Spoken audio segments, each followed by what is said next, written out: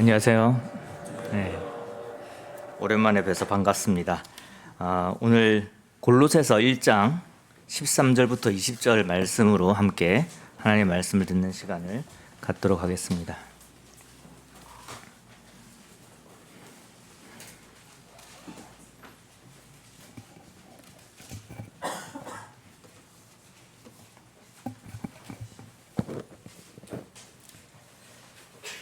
신약성경 325페이지에 있습니다. 골로새서 1장 13절부터 20절까지의 말씀입니다. 제가 읽어드리도록 하겠습니다. 그가 우리를 흑암의 권세에서 건져내사 그의 사랑의 아들의 나라로 옮기셨으니 그 아들 안에서 우리가 속량 곧 죄사함을 얻었도다. 그는 보이지 아니하는 하나님의 형상이시오 모든 피조물보다 먼저 나신 이시니 만물이 그에게서 창조되되 하늘과 땅에서 보이는 것들과 보이지 않는 것들과 혹은 왕권들이나 주권들이나 통치자들이나 권세들이나 만물이 다 그로 말미암고 그를 위하여 창조되었고 또한 그가 만물보다 먼저 계시고 만물이 그 안에 함께 섰느니라. 그는 몸인 교회의 머리시라. 그가 근본이시요 죽은 자들 가운데서 먼저 나신 이시니 이는 친히 만물의 으뜸이 되려 하시며 아버지께서는 모든 충만으로 예수 안에 거하게 하시고 그의 십자가의 피로 화평을 이루사 만물 곧 땅에 있는 것들이나 하늘에 있는 것들이 그로 말미암아 자기와 화목하게 되기를 기뻐하심이라. 오늘 골로새서 말씀을 찾았는데요. 이 골로새는 이 소아시아 지역에 있는 도시의 이름입니다. 보통 이제 바울의 사역지는 아니었었고요. 나중에 이제 그 요한계시록을 보시면 아시겠지만 라오디게아 교회, 그다음에 에베소 교회 그 사이에 있는 도시로서 이제 요한의 그러니까 제자 사도 요한의 사역지였던 곳입니다. 이 골로새서가 쓰여진 시기는 이제 바울이 1차 투옥되었을 때 쓰여졌던 서신입니다. 그러니까 옥중 서신이라고 이야기를 하죠. 그리고 여기 기록에도 나와 있지만 골로새서의 내용에도 나와 있지만 이 바울은 골로새 지역에는 방문한 적이 없었던 곳입니다. 그러니까 바울과 직접적인 연관이 없는 교회예요. 그리고 이 골로새 교회의 특징이 뭐였냐면은 이 당시에 이 천사 숭배 사상이라든지 영지주의라든지 이런 그 이단 사상에 의해서 꽤 많은 영향을 받고 있는 그런 도시였습니다. 그래서 하나님의 복음이 전해지고 예수 그리스도의 복음이 전해지고 그 교회가 이제 그 도시를 이제 복음으로 변화시켜 나가야 되는데 지금 골로새 교회는 어떤 현상이 벌어지고 있었냐면은 이 세상의 잘못된 사상들이 교회 안으로 들어와서 교회를 영향을 끼치고 있었던, 그러니까 교회가 세상의 영향을 받고 있었던 그런 시기입니다. 그때 이제 이 상황을 이제 이 바울이 에바브라를 통해서 옥중에서 이 상황을 듣게 되었고 그 부분에 대해서 이제 골로새에 있는 성도들에게 교훈을 하기 위해서 이렇게 적어 내려간 서신서입니다.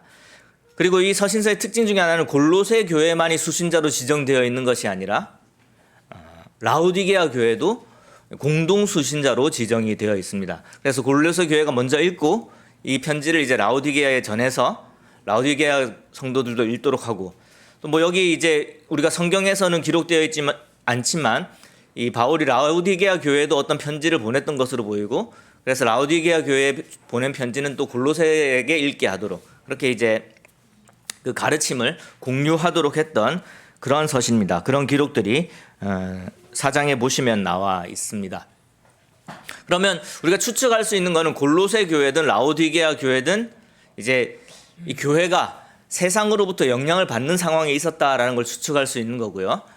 그 다음에 또 우리가 한 가지 더 알 수 있는 정보가 있는데 라오디게아 교회에 대한 정보를 우리가 알 수 있죠. 요한계시록을 통해서 거기서 보시면은 라오디게아에 있는 사람들은 여러 가지 뭐 사회적인 지위도 높았고 부도 가지고 있었지만 하나님에 대한 열정 그리고 그 교회가 정말 사회를 통해서 해야 되는 그런 일들을 잘 하지 못하고 열정이 없는 쉽게 말해서 미지근한 교회로서 이렇게 기록이 되어 있는 것을 볼 수가 있습니다. 그러니까 힘을 내지 못하는 교회였다라는 것이죠. 그런 교회에게 이렇게 편지를 주고 있습니다. 그래서 어쩌면은 지금 이 시대의 교회에게도 분명하게 이 바울의 이 골로새 편지를 통해서 받을 수 있는 교훈이 있을 거라고 생각합니다. 적어도 두 가지 공통점을 가지고 있는 것 같아요. 바울이 방문해 보지 못한 교회고 묵동교회는. 그리고 어쩌면은 이 세상의 영향력이 교회에 미치는 것과 교회의 영향력이 세상에 미치는 것을 이렇게 두 개를 놓고 봤을 때 세상의 영향을 더 많이 받고 있지 않은가, 그런 위험성에 처해 있는 교회라는 그런 그 공통점을 가지고 있지는 않을까라는 생각에서 이 말씀을 이제 함께 보기로 원하게 된 것입니다. 이 예수님에 대해서 먼저 소개를 하시면서요, 이 13절에 이제 하나님께서 우리를 흑암의 권세에서 건져내서 하나님의 사랑의 아들의 나라로 옮기셨다라는 말로 오늘 본문이 시작하고 있습니다. 자, 하나님께서 하나님의 아들의 나라로 우리를 옮기셨는데 이게 어떻게 가능해졌느냐? 14절에 보시면 그 아들 안에서 우리가 속량 곧 죄 사함을 얻었도다. 이 당시에 이 이방인들은 하나님에 대해서 전혀 몰랐었고 하나님 앞에 나아갈 수 없는 자들이었죠. 이방인뿐만 아니라 모든 사람들이 하나님 앞에서는 의로운 사람이 아니었습니다. 하나님 앞에 나아갈 수 있는 방법이 없습니다. 하나님과 화해가 필요한 상황에서 화해할 수 있는 능력이 사람들에게는 없죠. 그것을 가능하게 하신 분이 바로 예수 그리스도시고, 예수 그리스도께서 피를 흘리시고 우리의 죄를 속량해 주심으로 인해서, 이게 이제 구속이라는 말로도 우리가 많이 사용을 하는 표현입니다. 속량이라는 것은. 그러니까 그 당시에 이제 노예 제도가 있었는데, 주인에게 그 노예에 대한 값을 지불하고 노예를 해방시키는 것을 속량이라고 합니다. 그러면 우리는 흑암의 권세, 그러니까 죄의 권세 속에서 죄의 노예로 있던 상황이었고, 예수 그리스도께서 사람의 모든 죄의 문제를 해결하심으로 말미암아, 그리고 그것을 해결하시기 위해서 예수 그리스도의 생명을 그 핏값으로 내심으로 말미암아 우리는 완전히 자유한 사람이 되었고, 그렇게 놓이는 동시에 우리는 어디로 옮겨졌냐면 하나님의 나라로 옮겨진 것입니다. 그 하나님의 나라는 우리가 천국이라고 표현하기도 합니다. 우리가 미래적인 천국의 이야기도 하고 있지만 이 시대에서의 천국은 무엇을 말하는 것입니까? 하나님의 주권이 행사되는 영적 영역을 이야기하는 것입니다. 그 영역을 우리가 온전히 옮겨졌다라는 것을 이제 13절과 14절에서 이야기를 하고 있습니다. 그리고는 이제 예수님에 대해서 이 설명을 해줍니다. 그분이 어떤 분이시냐, 그러니까 우리를 속량하신 그분이 어떤 분이시냐. 보이지 아니하는 하나님의 형상이시요 모든 피조물보다 먼저 나신 이시니라고 표현을 하고 있습니다. 그리고 16절에서는 만물이 그에게서 창조되었다라고 이야기를 하고 있습니다. 이 만물, 예수 그리스도께서 이 하나님과 함께 계셨고 또 만물이 그 예수 그리스도를 통해서 창조되었다. 이 이야기는 사실 이제 요한이 요한복음 1장에서 기록했던 내용과 거의 동일한 내용입니다. 요한복음 1장 2절에 3절을 보시면 그가 태초에 하나님과 함께 계셨고, 예수 그리스도를 말하는 것입니다. 예수님께서 태초에 하나님과 함께 계셨고 만물이 그로 말미암아 지은 바 되었으니 지은 것이 하나도 그가 없이는 된 것이 없느니라. 여기서 분명히 만물이, 모든 피조물들이 예수 그리스도로 말미암아 지음을 받았다라고 이야기를 하고 있습니다. 16절에 골로새서 1장 16절에 만물이 그에게서 창조되었다라는 말씀입니다. 이 앞에서 그 예수님은 보이지 않는 하나님의 형상이다라는 말이 나오죠. 이걸 한번 이 말씀을 좀 잘 생각을 해보시면 좋을 것 같습니다. 하나님을 본 사람이 없죠. 근데 우리가 누구를 통해서 하나님을 볼 수 있었죠? 성경을 따르면은 예수 그리스도를 통해서 하나님을 볼 수 있었다라고 이야기를 합니다. 그래서 예수님을 믿는 자들이 하나님을 믿는 자들이 된 것이에요. 근데 여기 분명하게 말씀하시기를 하나님의 그 형상대로 예수님께서 하나님의 형상을 가지고 이 땅에 오셨다라는 것을 말씀하시는 것입니다. 예수님이 이 땅에 무엇으로 오셨죠? 신으로 오셨습니까? 사람으로 오셨습니까? 사람으로 오셨어요. 그럼 이거는 다시 유추해 보자면은 예수님이 하나님의 형상을 가지고 있다는 것은 원래 사람도 무엇을 가지고 있다는 것이죠? 하나님의 형상을 가지고 있다는 것이죠. 당연합니다. 왜 그렇죠? 하나님께서 인간을 만드실 때 하나님의 형상대로 만드셨기 때문입니다. 근데 하나님의 형상이라는 것은 그 하나님의 모든 특성들을 이야기하는 것이에요. 생긴 것뿐만이 아니라 지정의, 그러니까 지식, 아는 것들, 그 다음에 감정들, 그리고 의지, 이 모든 것들이 이 하나님과 동일하다라는 걸 이야기해요. 하나님의 형상을 가지고 있다는 거는. 그러니까 예수님은 하나님의 형상을 그대로 이 땅에서 실천하신 분이세요. 사람이 하나님의 형상에 완전히 다가가지 못하는 이유는 무엇이냐면 원래 사람이 하나님의 형상대로 지음을 받았지만 어떻게 됐죠? 죄를 지음으로 인해서 하나님과의 관계가 끊어졌죠. 자, 하나님과의 관계가 끊어졌다는 건 하나님과 이제 대척점에 섰다는 것이죠. 하나님은 죄 있는 사람을 보실 때 심판의 대상으로 보십니다. 근데 죄가 없으면 어떻게 되는 거죠? 예수 그리스도로 인해서 의롭게 여김을 받으면 어떻게 되는 거죠? 이게 화해가 되는 거예요. 그러니까 화평을 이룬다. 그다음에 화목하게 되었다. 이 표현은 뭐냐면은 쉽게 말해서 싸워서 이렇게 갈라진 상황에서 이제 싸우지 말자. 우리 사이에 화해하자. 우리 사이에는 평화만 있다라고 하는 것을 말씀하시는 거예요. 그렇게 되어야지 뭐가 가능해지냐면은 사람이 다시 하나님의 형상대로 회복이 되어지는 것입니다. 근데 예수님께서 이 땅에 오셔서 하나님의 어떠하심을 나타내기 위해서 이 땅에 오셔서 사람의 몸을 입고 이 땅에 오셨어요. 하나님의 형상을 보여주셨죠. 그래서 사람으로서 온전히 하나님께 순종하시는 모습을 보여주시고 온전히 하나님의 그 목적대로 살아가는 모습을 보여주심으로 인해서 이제 예수님에 의해서 회복된 모든 그리스도인들이 이제 하나님의 형상을 회복하고 그 하나님이 처음 창조하신 그 목적대로 살아갈 수 있게 되었음을 예수님께서 보여주신 것입니다. 지금 그 부분을 여기서 이야기를 하고 계시는 것입니다. 16절을 마저 읽겠습니다. 만물이 그에게서 창조되되 하늘과 땅에서 보이는 것들과 보이지 않는 것들과 혹은 왕권들이나 주권들이나 통치자들이나 권세들이나 만물이 다 그로 말미암고 그를 위하여 창조되었고, 여기서 이제 이 땅 위에 있는 또는 하늘에 있는 모든 보이는 것들과 보이지 않는 것들을 말씀하고 계세요.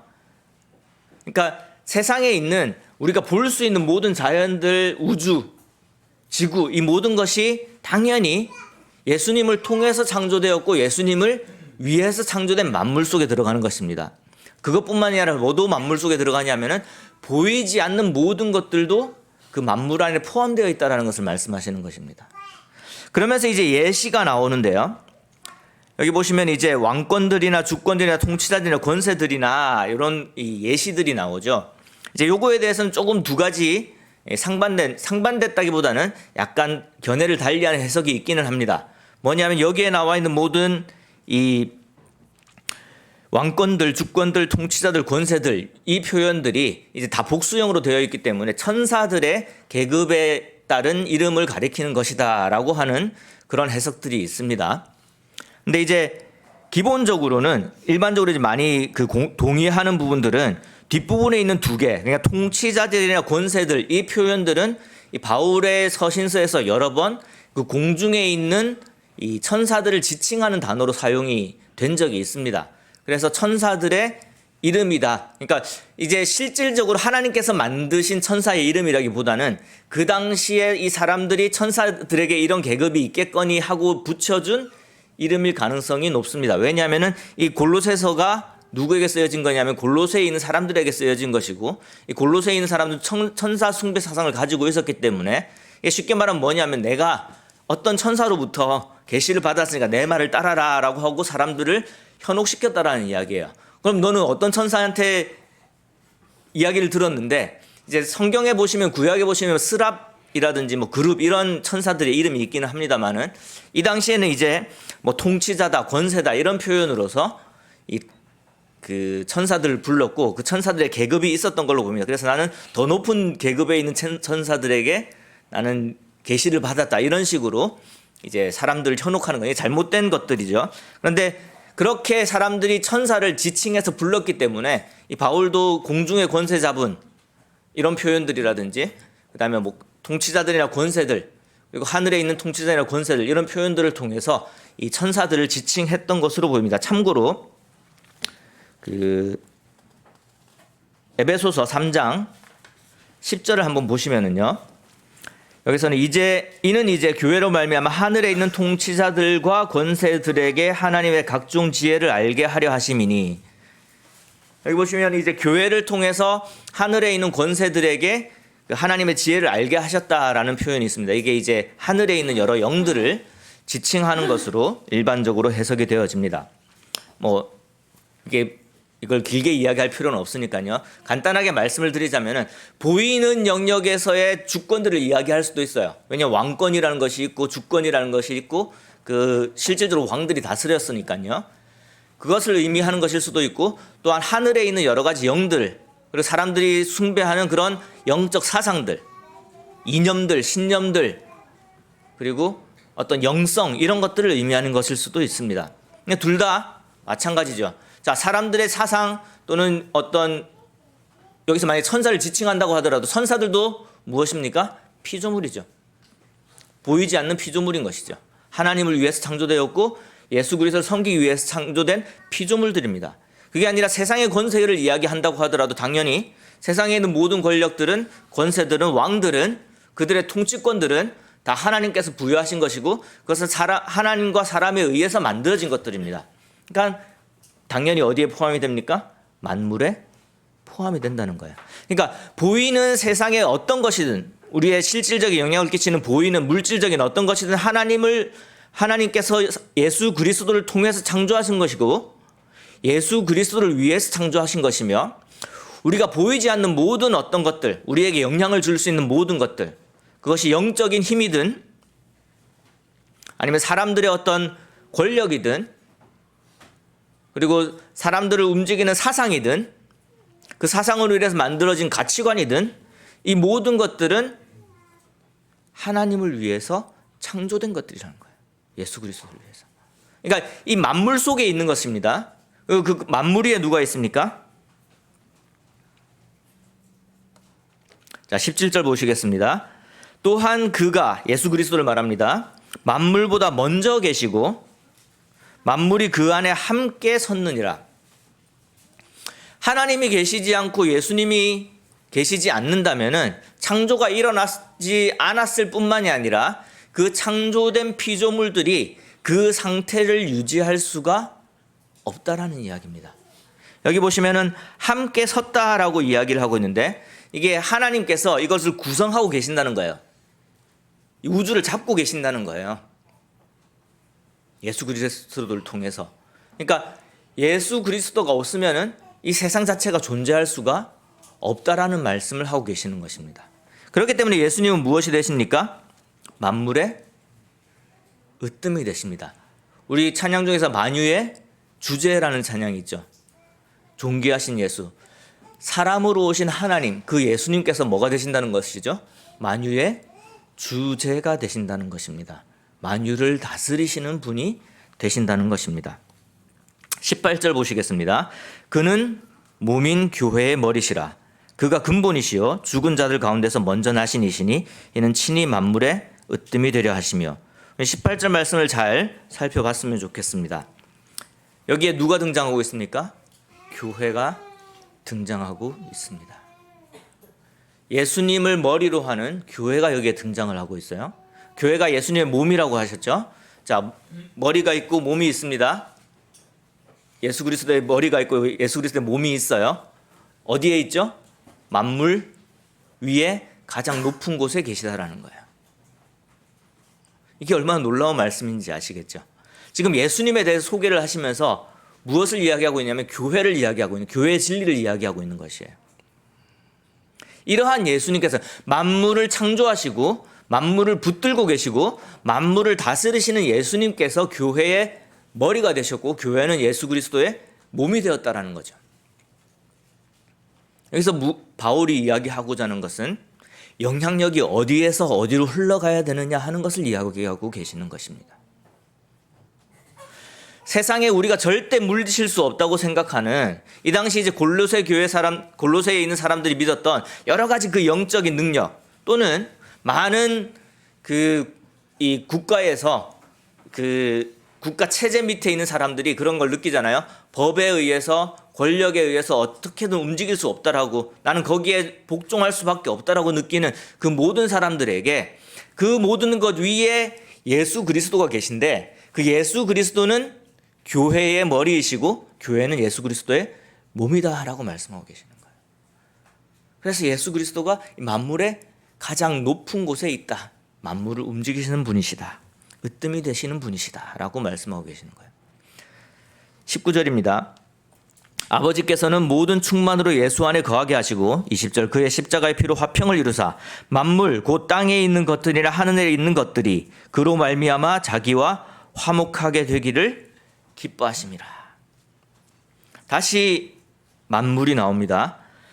처음에 이 그 십자가의 피로 말미암아 우리가 속량을 받았고 죄 사함을 얻었다라는 말로 시작을 해서 이제 예수님께서 이 십자가의 그 피 흘리심으로 말미암아 무엇을 이루셨다라고 말씀하고 계십니까?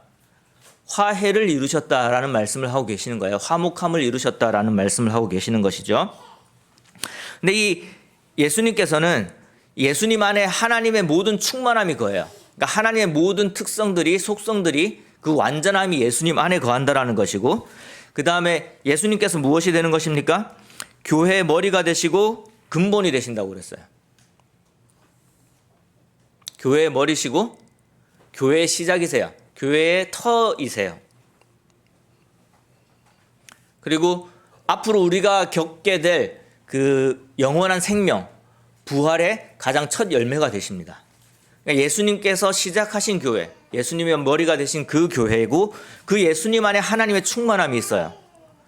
그러니까 이 하나님의 충만함은 어디에도 깃듭니까? 교회에도 깃드는 것입니다. 그리고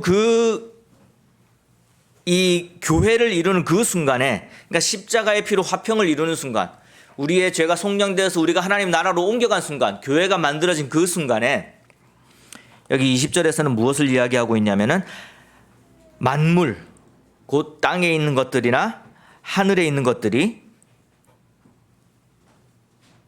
예수 그리스도로 말미암아 하나님과 화목하게 되기를 기뻐하셨다라고 말씀하시고 계시는 거예요. 자, 여기에 대상이 누군지를 보시길 바랍니다. 자, 여러 등장인물들이 있잖아요. 지금 골로새의 가장 중요한 등장인물은 예수 그리스도입니다. 예수 그리스도가 머리 대신 교회가 등장을 하죠. 이것을 주관적으로 하시는 분은 하나님이세요. 예수님을 보내셔서 만물의 으뜸이 되게 하시고 교회의 머리가 되게 하시고 충만함으로 거하시는 분은 하나님이세요. 여기 한 가지 대상이 더 있습니다. 뭐냐, 만물이라는 대상이 있는 거예요. 이 만물도 사람과 함께, 그리스도인과 함께 어떻게 되는 상황을 이야기하고 있습니까? 20절에서 하나님과 화목해 되는, 화해되는 상황을 이야기를 하고 있습니다. 여기에 나오는 여러 가지 이미지들이 있어요. 뭐냐면은 하나님의 형상이 있고요, 만들어진 피조물들이 있고요, 땅 위에 있는 모든 것들이 있고요, 그것을 다스리시는 이 교회가 있어요. 근데 이걸 쭉 읽다 보니까 비슷한 구절이 혹시 구약 성경에 이런 비슷한 이미지들이 등장하는 구절 혹시 기억나십니까? 우리 청년들? 창세기 1장 27절 28절? 혹시 안 보고 외울 수 있는 분이 있으면 한번 외워주시면 좋을 것 같은데. 네, 방금 나왔어요. 하나님이 자기 형상. 어제 분명히 외웠을 텐데. 네, 어제 청년들이 외웠었거든요. 그 암송 구절로 지금 다 아는데 이렇게 또 겸손하셔서 다들. 네, 찾아보도록 하겠습니다. 창세기 1장 26절부터 보겠습니다. 하나님이 이르시되 우리의 형상을 따라 우리의 모양대로 우리가 사람을 만들고 그들로 바다의 물고기와 하늘의 새와 가축과 온 땅과 땅에 기는 모든 것을 다스리게 하자 하시고, 하나님이 이르시되 우리의 형상을 따라, 여기서 우리는 누구를 포함할 것 같습니까? 예수님이 하나님의 형상으로 이 땅에 오셨다고 그랬죠. 만물보다 먼저 계셨다고 하셨죠. 그리고 예수님을 통해서 모든 만물을 창조하셨다고 하셨습니다. 이 우리에는 예수님이 포함되어 있는 것입니다. 우리의 형상대로 사람을 만들고 그들로 바다의 물고기 하늘의 새와 가축과 온 땅과 땅에 기는 모든 것을 다스리게 하자 하시고, 27절입니다. 하나님이 자기 형상 곧 하나님의 형상대로 사람을 창조하시되 남자와 여자를 창조하시고 하나님이 그들에게 복을 주시며 하나님이 그들에게 이르시되 생육하고 번성하여 땅에 충만하라. 땅을 정복하라. 바다의 물고기와 하늘의 새와 땅에 움직이는 모든 생물을 다스리라 하시니라. 지금 앞에 그 창세기 앞에 이 창조의 과정이 끝나고 나서 다시 이야기하는 이 부분은 이 창조의 원리에 대해서 다시 설명하는 거예요. 그러니까 여기 이 사람들은 아담과 하와만을 말하는 것이 아니라는 의미입니다. 모든 인간들에게 주어진 명령이라는 거. 하나님께서 인간을 창조하신 원리를 말씀하신 거죠. 인간을 창조하실 때 하나님의 형상대로 창조하셨고, 인간을 창조하실 때 인간이 생육하고 번성하여 땅에 충만하고 땅을 정복할 그런 사람들로 만드셨다라는 거예요. 이 땅이 무엇입니까? 여기서 뭐를 이야기하고 있죠? 지금 그냥 예를 들어서 바다의 물고기와 하늘의 새와 이렇게 이야기를 하고 있지만 결국 이것이 무엇입니까? 이 세상에 있는 모든 자연 만물들을 이야기하는 것입니다. 이것을 인간으로 하여금 다스리라고 했는데 인간이 있는 딱 요 작은 부분만 다스리라고 한 게 아니에요. 자세히 보시면 어떻게 하라고 그랬죠? 땅에 충만하라고 했어요. 그러니까 모든 지역을 다 다스리라고 이야기를 하고 있는 거야. 이게 하나님의 형상대로 만든 인간의 첫 목적이었습니다. 자, 우리 다시 골로새서로 돌아가서 무엇을 회복하신 거죠? 하나님과의 화목을 회복하시고 그 하나님의 형상대로 지음받은 그 이 땅에 오신 예수님이 하나님의 형상대로 지음받은 인간들을 하나님과 화해시키셨어요. 다시 회복시키셨죠. 그럼 모두 같이 회복된다라는 이야기입니까? 여기 명령이 다시 회복된다라는 이야기예요. 사람만 회복되는 것이 아니라 하나님의 모든 피조물들이 이 사람들이 하나님과 화해됨으로 인해서 궁극적으로 예수 그리스도의 십자가의 피를 통해서 화해를 이루실 때에 모든 만물들도 함께 화해하게 된다라는 이야기예요. 그런데 이 영향력은 누구에게서 나는 거냐는 거예요. 이 땅이 하나님과 화해하게 되는 것, 모든 피조물들이 하나님과 화해하게 되는 것, 세상에 보이는 것, 보이지 않는 이 모든 것들이 예수 그리스도를 위해서 사용하게 되는 것, 이게 언제 되느냐면은 교회의 영향력 안에 있을 때 가능한 거죠. 왜 그렇습니까? 하나님께서 인간을 창조하시면서 하나님의 모든 속성들을 인간에게 물려주시고 인간으로 하여금 이 땅을 다스리게 하셨기 때문에 인간이 차지하는 땅만큼 하나님의 영역이 되는 거예요.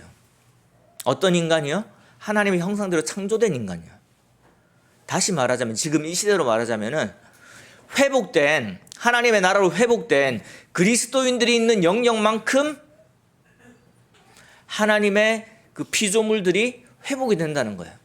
그러니까 로마서 8장에는 피조물들이 지금 허무한데 굴복하고 있는데 죄 속에 굴복하고 있는데 하나님의 아들들을 기다린다라는 표현이 있어요.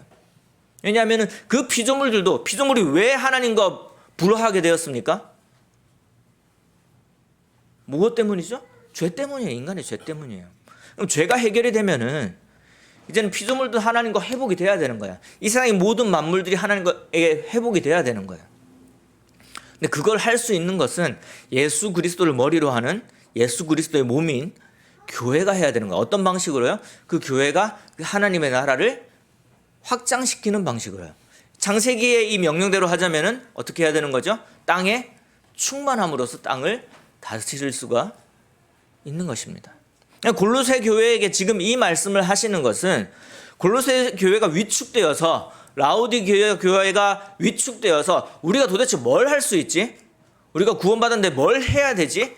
이걸 모르는 상황에서 이제 이 세상을 다스리는 모든 권세를 예수 그리스도를 통해서 교회에게 주었는데 교회는 무엇을 받았냐면 이 세상을 다스릴 청지기로서의 역할을 받은 거예요.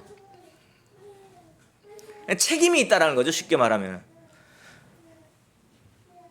하나님께서 아담과 하와에게 에덴 동산을 경작하라고 책임을 맡기셨어요. 그 책임을 못했을 때 박탈하셨죠. 근데 그걸로 끝낸 게 아니에요. 노아가 이제 새로운 이제 약속의 시대를 살아갈 때에, 그러니까 홍수 이후의 시대를 살아갈 때에 노아에게 동일한 약속을 그냥 명령을 하십니다. 생육하고 번성하라고요. 왜 그래야 됩니까? 그래야지. 그러니까 하나님을 믿는 사람들이 이 땅에 살아가야지 이 땅이 회복될 수 있는 이 근본이 갖춰지기 때문에 그래요. 이 골로새서 내용을 나중에 읽어보시면은 악의 세력에서 지배당할 때 내 욕심대로 살아갈 때 그 삶에서 완전히 새 사람이 되어서 새로운 삶을 살아갈 때 그 다른 삶이 어떻게 다른지를 보여주고 있습니다. 가장 핵심적인 게 뭐냐면 욕심에 사로잡혀 사는 삶 대 용서와 사랑이 가득한 삶이에요. 사람의 삶에, 이 어떤 공동체의 삶에 욕심이 있을 때와 사랑이 있을 때는 어떤 영향이 달라지냐면은 그 땅에 미치는, 그 지구상에 미치는, 자연계에 미치는 영향이 완전히 달라집니다. 그뿐만이 아니죠. 영적인 이 가치관이 사람들에게 주는 영향력이 완전히 달라지는 거예요. 지금 우리에게 영향을 주고 있는 가치관들을 한번 생각을 해보시길 바랍니다. 지금 우리가 뭐 천사들을 섬긴다라고 하고 있지는 않지만 지금 그것보다 더 심각한 영적 영향력을 받고 있잖아요. 자기 중심적이고 내가 중요하고, 오늘도 뭐 사회 하시는 형제님께서 말씀을 하셨지만 내 기준으로 생각을 하는 거야. 사회적인 공동체적인 기준으로 생각을 하지 않고 나에게 유익이 되는 것을 어떻게든 얻기 위해서 최선을 다하는 그런 시대를 살고 있습니다. 제가 고등학교 교사로 있는데 고등학교 중간고사를 치면은, 시험을 치면 옛날에는 되게 눈을 부리면서 감시를 해야 돼. 누가 부정행위를 하나 안 하나. 근데 요즘 그렇게 할 필요가 없어요. 왜 그런지 아십니까? 누군가 부정행위를 하면요, 뒤에 사람이 일러요. 왜 쟤는 열심히 공부를 하는데 나보다 더 좋은 성적을 맞아야 돼? 뭐 저로서는 편할 수는 있겠지만 사람들의 생각이 공동체에서 개인으로 옮겨가고 있습니다. 인간이 가장 중요하죠. 신도 인간의 방식으로 해석하려고 그러고, 하나님의 명령들도 내 기준으로 받아들이려고 그러고, 내가 섬기기 편한 방식대로 하나님을 섬기면서 이러한 내용들도 하나님을 섬기는 내용에 있으니까 괜찮아, 그냥 만족하면서 살아가고 있는 지극히 인본주의적인 사상들이 가득해 있어요. 그것이 교회 안에 영향을 주고 있습니다. 한편으로 그럼 교회는 사회에 어떤 영향을 주고 있습니까?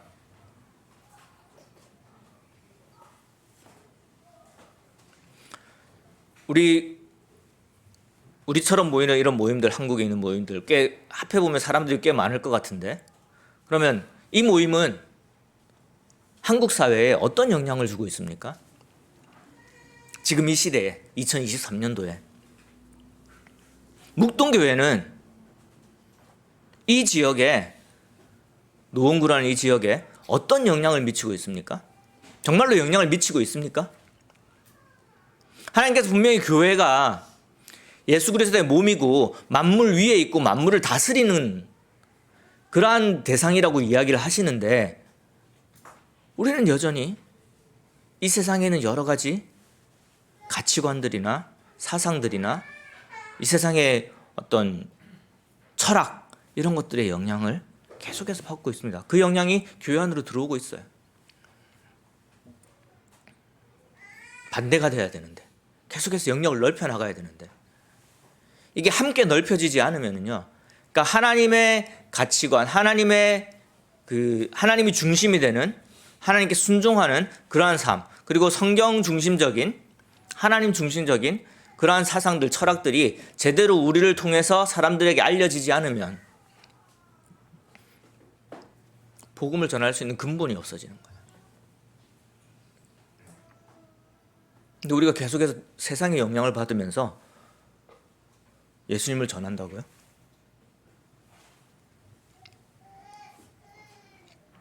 그건 아니라는 거죠. 교회가 영향력을 잃은 거예요. 골로새 교회가, 라오디 교회가 원래 가지고 있어야 되는 예수 그리스도로 인한 하나님의 충만함으로 인한 그 모든 만물을 다스리는 놀라운 힘이 전혀 발휘되지 않고 있다는 거예요.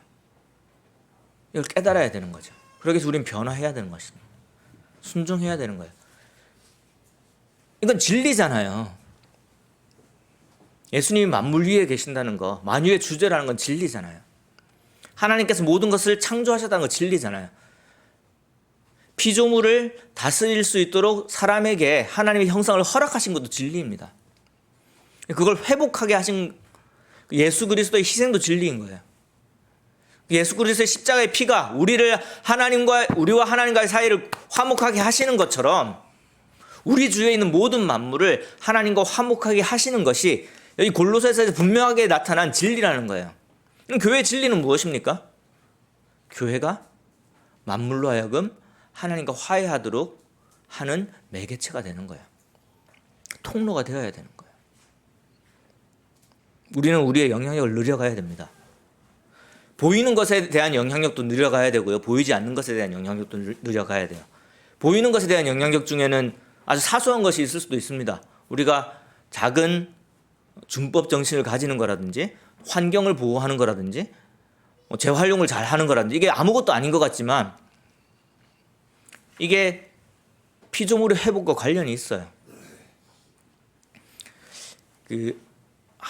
하나님께서 이제 이스라엘을 인도해서 이스라엘을 이제 가나안 땅에 보내실 때에 이 안식년이라는 것을 말씀을 하십니다. 그러니까 포도를 재배를 하게 되면은 이제 6년 동안 이제 마음껏 따먹으라고 이야기를 해요. 재배해서. 그다음에 6년 후에 그다음 1년, 7번째 되는 1년은 어떻게 하라고 그러죠? 쉬게 하라라고 이야기해요. 무슨 시간을 주는 거예요? 자연이 회복할 수 있는 시간을 주는 거예요. 하나님께서는 하나님의 나라가 다스리는 그 영역은 자연도 아름답게 하신 거예요. 왜냐하면 하나님께서 원래 아름답게 만드신 자연이거든요. 우리 성도님들 자연을 볼 때 아름다움을 느끼십니까? 이게 그 미학으로 들어가면은요, 아름다움에 대한 이 정의가 되게 애매해지거든요. 그래서 뭐 사회적이다, 문화적이다 이렇게 이야기를 해요. 뭐냐면 어떤 사람은 뭐를 보고 예쁘다고 느끼지만 어떤 사람은 예쁘지 않게 느껴질 수도 있으니까. 그래서 뭐 여러 가지 영향력이 있다고 하는데 공통적으로 모든 사회, 모든 문화에 공통적으로 무엇을 보면 놀랍다, 경이롭다, 아름답다를 느껴요. 무엇이죠? 대자연 앞에 서면 그래요. 왜 그럴까요? 우리는 답을 알고 있어요. 뭐죠? 하나님께서 만드시고 보시니까 어땠다고요? 좋았어요. 하나님 그렇게 좋게 만드신 자연이에요. 그러면 그 자연을, 피조물이죠, 다스리고 지키고 보호해야 되는 사람은 누구입니까? 사람들이에요. 성경적인 거예요. 환경 보호를 하는 것이. 그런 것들도 우리가 실천할 수 있는 거죠. 이게 왜 중요합니까? 자, 우리가 무심코 환경을 해쳤을 때에 이게 나비 효과라고 그러죠. 결국 남극에 얼음이 녹아요. 남극에 얼음이 녹으면 기후가 변합니다. 기후가 변하면 어떻게 됩니까?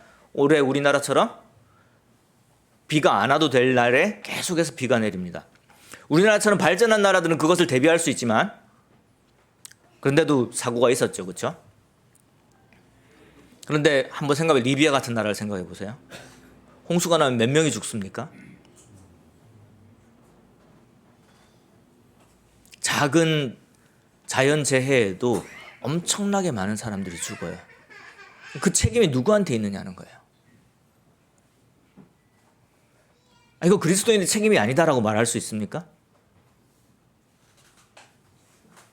우리는 우리 삶에서 그러한 부분들을 생각을 해야 돼요. 그러니까 그리스도인들이, 교회가 세상에 할 수 있는 일들을 생각을 해야 돼요. 세상을 위해서 이게 책임이 있기 때문에 그래요. 만물에 대한 책임이. 하나님께서 아담과 하와에게 그리고 노아에게 다스리라라고 했었을 때, 그리고 그 식물들을 취하고 동물들을 취해서 먹으라라고 이야기를 했을 때에 마음대로 먹으라고 말씀하신 게 아니에요. 그게 너희의 책임하에 있다라고 말씀하신 거예요. 그러니까 그것들을 우리가 인간에게 필요할 때 사용하되 어떻게 해야 되는 거예요? 다스린다는 건 뭐예요? 책임감을 가지고 보호하는 것을 포함하는 거예요. 왕이 백성들을 다스린다라고 했었을 때에 백성들에게 착취하는 것을 상상하십니까? 그렇지 않잖아요. 보호하는 것도 포함되어 있는 거죠. 하나님의 주권이 있는 이 하늘나라, 거기서 우리는 하나님께 노동력을 착취당하는 그런 사람으로 머릿속에 생각하고 계십니까? 아니잖아요. 하나님의 은혜로 우리를 초대하시고 우리는 그 은혜의 보답으로 우리의 삶을 하나님께 예배로 드리는 그런 부분들을 상상하고 계시잖아요. 동일한 부분이죠. 우리가 피조물을 대하는 자세가 그래야 된다는 거죠. 우리가 그것을 사용할 수 있는 권리도 있지만 그것을 보호해야 하는 책임도 가지고 있습니다. 이게 성경에 나와 있는 거예요. 만물에 대한 책임을 가지고 있는 거예요. 아까 말씀드렸던 어떤 사회적인, 문화적인 문제, 철학적인 문제, 가치관의 문제, 사상의 문제 마찬가지입니다. 교회가 세상 문화에 영향을 끼치는 게 없으면은요, 세상 문화가 교회 안으로 들어오게 되죠.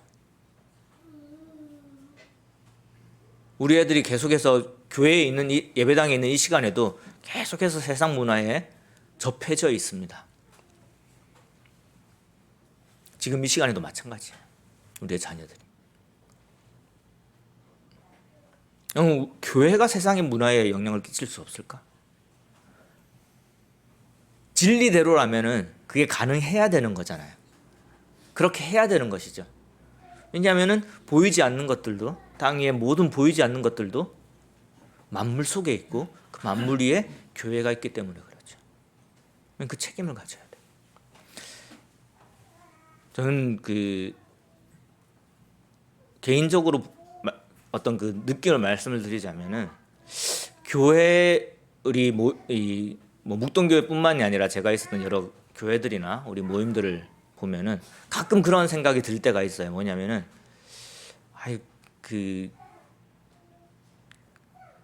이게 뭐라고 해야 되죠? 말하기가 참 어려운데, 그러니까 우리만 구원받으면 그만 아닌가라는 그 태도를 보일 때가 있다라는 거. 너무 이게 좀 말이 강하게 느껴질 수도 있을 것 같은데 그런 느낌을 받을 때가 있어요. 이게 어떤 경우냐면은, 우리 1세대, 그러니까 처음 이제 모임을 일으켰던 그런 선배님들은 그러진 않았어요. 뭐냐면 모든 삶을 드리면서 복음을 전하셨죠. 자기 집을 교회로 내놓기도 하고, 또 아예 어릴 때부터 처음부터 그냥 하나님을 섬기는 삶을 살았기 때문에 어떤 사회적인 경제적인 어떠한 그 힘을 가지고자 하는 노력을 아예 기울이지 않았던 그런 1세대 분들이 계셨어요. 그리고 복음을 전하셨죠. 그런 모습들을 보고 자란 세대입니다. 그런데 이분들이 복음을 전하면서 너무 답답하다 보니까 이렇게 복음을 전하시더라고요. 믿기만 하면 천국 가. 그냥 제발 좀 믿어. 뭔가 이렇게 뭐라고 해야 되죠? 그러니까 너무 안타까운 마음이죠, 이게. 왜냐하면 내 가족들이 죽어가고 있는데 그걸 내버려 둘 수는 없으니까. 그래서 어쩔 수 없이 제발 믿기라도 해. 믿으면 천국 갈 수 있단 말이야. 라는 이야기를 하면서 복음을 전했는데, 근데 그러다 보니까 제가 가지고 있었던 생각이 뭐였냐면은, 그래, 믿고 천국 가는 거 이거를 일단 뭐라고 해야 되지? 안전장치로 마련해 두자라는 생각을 가지게 되고, 그리고 이 세상을 보는 시각 자체가 어차피 여긴 두고 갈 곳이라는 그런 시각을 가지게 됐어요. 그러니까 두고 갈 곳이니까 그것에 대해서 공을 들이는 노력을 안 하게 될 수 있다라는 말씀을 드리는 거예요. 그러니까 여기는 두고 갈 곳이니까, 이 지구는 두고 갈 곳이니까 여기가 지진이 나든 홍수가 나든 어떻게 되든 그게 무슨 상관이야. 어차피 주님 오시면 나는 주님 나라에 갈 텐데라는 생각을 가지고 살았고, 그런 생각들을 약간씩 이렇게 가지게 되는 그런 환경들이 있었던 것 같아요. 근데 사실 그런 식으로 전하는 마음은 정말로 이 세상의 죄에서 벗어나서 하나님께 돌아왔으면 좋겠다는 그런 간절한 마음이 있었던 건데, 그게 이제 10년, 20년 지나다 보니까 이제 선배님들의 삶은 안 따라 하면서 그 말만 들은 거죠. 그러니까 나는 구원받아서 하늘나라 갈 수 있어. 근데 그 삶을 따라 하려고 하지는 않았던 것 같아요. 그러다 보니까 조금 힘을 잃게 되지 않았나 이런 생각들을 가지면, 이러니까 꼭 무슨 라떼 이야기한 것 같아서 참 죄송한데, 제가 그런 말을 이야기할 수 있는 그런 나이도 아니거니와. 근데 그런 생각들을 가지고 있는, 그러니까 여기는 어차피 버려질 곳이니까, 그러니까 왜 벌거벗은 구원이라는 거 있잖아요. 그냥 몸만 쏙 구원받는, 내 가족들만 쏙 데리고 가는 그런 구원을 자꾸만 이렇게 생각을 하게 된 것 같아요. 그런데 성경에 있는 말씀은 어떻습니까? 교회가 어떻게 해야 된다라고 이야기를 하죠? 이 땅에 충만하게 확장해야 된다라고 말씀하고 계세요. 하나님의 나라는 누룩이 번져나가는 것처럼 확장되는 나라였습니다. 예수님께서 그렇게 말씀하셨거든요. 그 하나님의 영적인 영향력이 이 지구상에 충만하게 되는 걸 말씀하신 거예요. 그게 하나님 원래 계획이셨던 거예요. 그 계획을 하나님께서 접지 않으셨다면은 우리가 해야 되는 건 뭐냐 하면은, 이 모든 만물들이 하나님께 회복될 수 있도록 우리가 최선을 다해야 되는 거예요. 교회가 사회에 영향을 줘야 되고 문화에 영향을 줘야 되고 환경에 영향을 줘야 되고 자연을 보호해야 되고 자연에 영향을 줘야 되고 이 국가의 여러 통치자들에게도 분명하게 하나님에 대해서 이야기할 수 있는 하나님의 주권을 이야기할 수 있는 교회가 되어야 합니다. 저는 그게 이미 골로새서를 통해서 묵동교회에게 하시는 말씀이라고 생각해요. 세상으로부터 영향을 받는 게 아니라 세상의 어떤 무형의 유형의 모든 것들로부터 영향을 받는 교회가 아니라 세상에 있는 모든 것을 다스릴 수 있는 교회, 거기에 영향을 줄 수 있는 교회. 그래서 그 문화와 그 자연 속에서 자라나는 자들에게 하나님을 전했을 때 이미 하나님의 영향력 속에 있기 때문에 하나님의 말씀을 통해서 하나님 앞에 서게 됐을 때 바로바로 구원의 역사가 일어날 수 있는 그런 이 지역사회를 만들어 나가는 것이, 그런 지구를 만들어 나가는 것이 우리 시대의 교회에 주어진 분명한 하나님의 뜻이라고 믿습니다. 기도하겠습니다.